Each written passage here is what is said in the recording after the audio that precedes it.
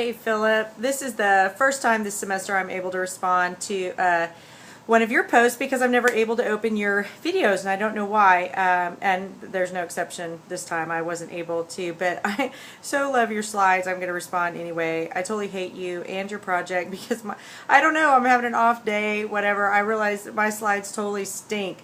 So I love the chain, love your slides, and now I realize mine totally stink, and I'm not super happy about that. Maybe I'll blow it away with content, but I doubt it. Anyway, good job, the U.S. border security problem. Appreciate that you gave an overview and that you provided the definitions and the descriptions, but most especially discussing the feasibility and desirability of an impenetrable border.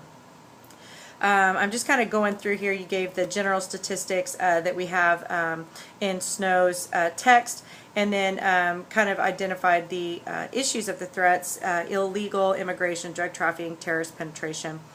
But I really like this slide on the nature and locals continued, the way you split that up. I just thought that was great, and I'd like to think you stole it from somewhere, but you probably didn't. So just to make myself feel better.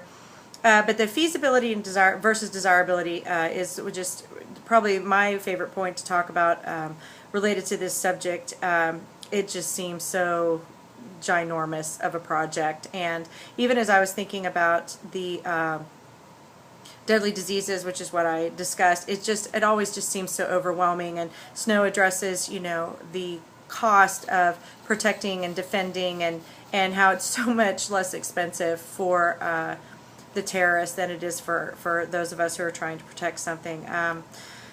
So anyway, carrying on with yours, the deferential treatment of low-risk illegal aliens that were brought to the U.S. as children. I didn't quite understand that part, but that's probably on me. I was recently looking at CNN, which there's not a lot of time to do, but I saw that the part of the law was struck down and part was upheld in Arizona, and I wasn't sure if that had anything to do with that, but that may have been in your voiceover, which unfortunately I can't access. Again, great examples, just awesome. And then I like this part where you put a distraction and a question mark.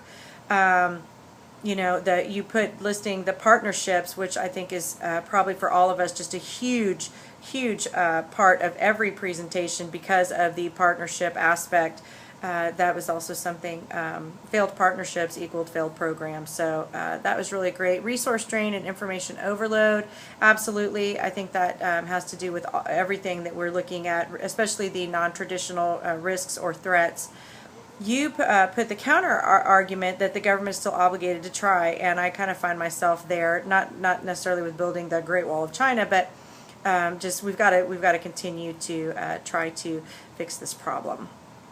So anyway, great job, really appreciate it, and appreciate you thanking me for my time and attention. So well done. I think the criteria for this assessment was to you started with one of the questions and then you added other points from the text and things that you know.